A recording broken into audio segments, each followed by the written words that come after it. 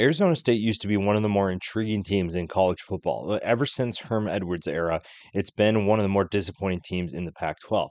Today, we're adding a superstar to Arizona State until they're the best team in college football. Arizona State as a team does not have a bad rating, but a 2-10 season is the way we start. And as usual, we go back to the wheel and we get UCLA, meaning we will take defensive end Leatu Latu to help our defense. And it's another disappointing season for the most part. The offense struggles to throw the ball, but the rushing attack appears to be fairly solid. Cameron Scatterbo is a good option for us. We're going to need help on both sides of the ball.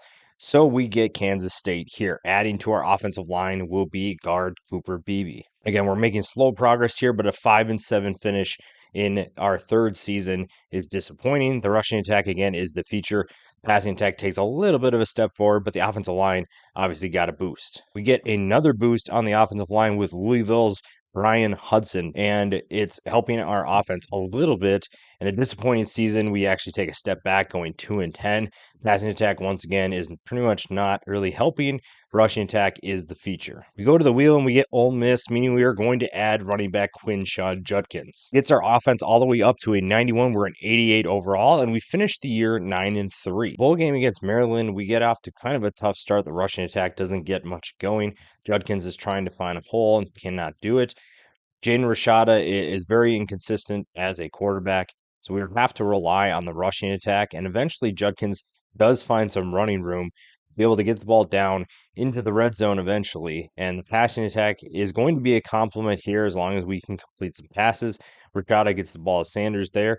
And then as he's going into the end zone, he fumbles, turns the ball over to Maryland. And that was kind of the theme of the game as we lose 28-7. Another disappointing season for the passing attack. Quinshon Judkins has a big year, over 1,700 yards and 16 touchdowns. Back to the wheel, and it's pretty clear that we need a quarterback. And fortunately, we get Arkansas's KJ Jefferson, boosting us to a 97 on offense and 90 overall. And immediately we see why Jefferson is an upgrade. His rushing abilities stand out, but he's also a good passer, definitely an upgrade on what we have. And the passing attack in the first game is already taking steps forward. Quinshon Judkins also benefits from that as he's able to use his abilities. He doesn't have as crowded of boxes because we're able to open up the field. And KJ Jefferson is a good complement as well, being able to take things into his own hands. And Judkins is showing his special ability, his ability to get in the end zone, break tackles.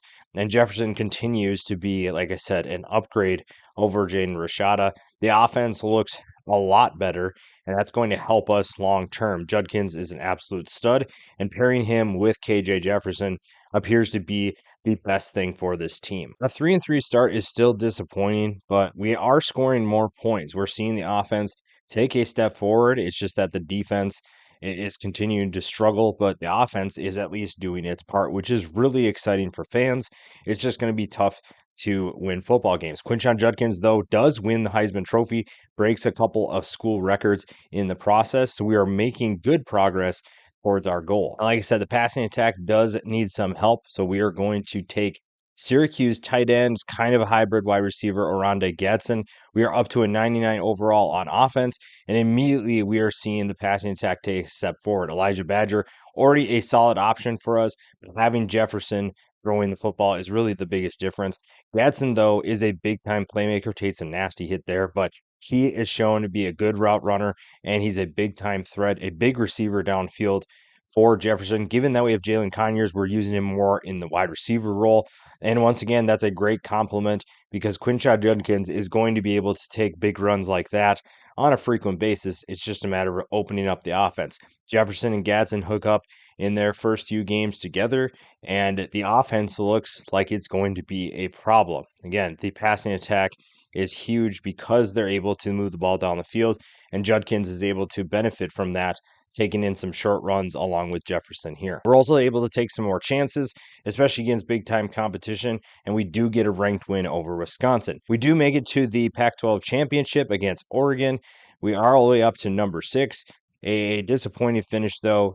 Judkins is once again a finalist for the Heisman Trophy. We break some school records, and the passing attack is in good hands with Jefferson, a good touchdown to interception ratio, and Gadsden is leading our team in receiving. The defense does still need to take a step forward. We spin the wheel and we get Ohio State, so we are going to take linebacker Tommy Eichenberg. Our defense is all the way up to an 88. We're a 93 overall, and we have a big first test against USC. The number 4 Trojans move the ball relatively efficiently down the field. Again, our defense has some holes, but we are definitely a lot better with Eichenberg on the field. It's just that USC's offense is so good, you can't afford to have mistakes. And in this first drive, we are making a lot of mistakes. Caleb Williams is absolutely shredding us and is really tough to stop. And USC is going to get in the end zone with relative ease to start the game. Our offense does take a shot back. We are able to move the ball down the field. KJ Jefferson, once again, his mobility is huge. I think that was one of the biggest things adding him because we're able to pick up big yardage when we need it. The passing attack looks really good. Elijah Badger is a big beneficiary of having Oronde Gadsden, and he's making big plays like that to put us on the board.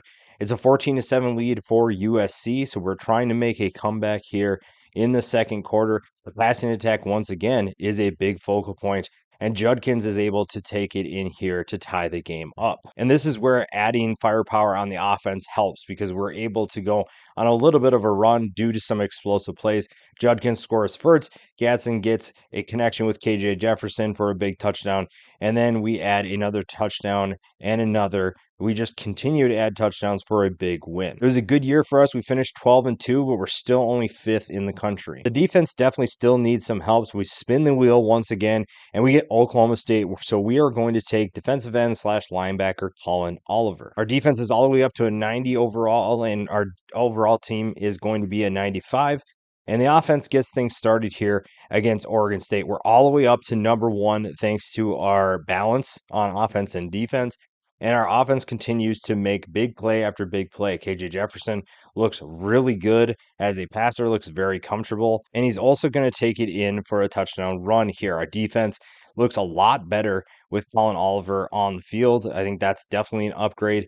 And he's able to get to the quarterback with his pass rushing ability. The offense then takes over there with a 7-0 lead.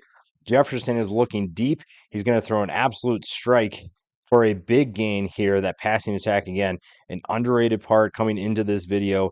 And now we're seeing the benefits of having a passer who is competent there. The defense at times is struggling to take down the ball carriers, so there are still some flaws, but this team is much better than what we saw. Oregon State, though, is making things interesting. Jefferson is scrambling once again, but he's going to pick up some big yards to continue that drive, dropping back to pass. And sometimes the short routes with some jukes are going to help and gets us into good position there. Trying to punch it in here, and KJ Jefferson will give us a 17-7 lead. Later in the game, we're up 20-13, and Tommy Eichenberg makes his presence known to get us the ball back. We score later to go up 27-20. And we are in good hands now that the offense is starting to put a little run together here. Some big passes from KJ Jefferson to his receivers, give them a little bit more of a cushion. And then it's 41-27 all of a sudden. Judkins makes an incredible run here, breaking a number of tackles inside the 10 all the way up to give us that final cushion, the dagger that puts this game away. We are once again in the Pac-12 championship game against Oregon. And it's going to be a little bit different this time. Quinshon Judkins gets the scoring started, and it's really going to be all Arizona State from here. Touchdown after touchdown, and it's the guys we added. Quinshon Judkins gets 2. Oronde Gadsden, he gets another big touchdown here. And the passing attack, once again, continues to do its part. KJ Jefferson is throwing absolute layers, some deep shots, again, to Gadsden. Is going to put a big lead up there, and it's pretty much, like I said, all Sun Devils from here. There's really no competition, or we get a big win for a Pac-12 championship. That puts us in the national championship game against the Michigan Wolverines. We are number 1 overall, and we're going against a really good Michigan defense. KJ Jefferson gets things started, and it's really Arizona State pretty much to start. We get off to a big lead. Gadsden once again makes his presence known, and suddenly we are up 21-0 thanks to this KJ Jefferson run for a touchdown. Michigan does get on the board late in the first half to make it 21-7. But Arizona State is going to add 2 more tallies to that score. It's 28-7 with his pass to Elijah Badger. Jefferson also adds another touchdown, a deep pass to Oronde Gadsden for a 35-7 lead. Michigan, though, does not go away. They continue to fight back, and suddenly it's 35-28. Quinshon Judkins, however, takes matters into his own hands to make it 42-28. But again, Michigan is making this tough. We do manage to pull away a 49-35 win for a national championship. Or Arizona State is back on top of college football thanks to a few superstars. They are much closer than they think, and now they are national champions.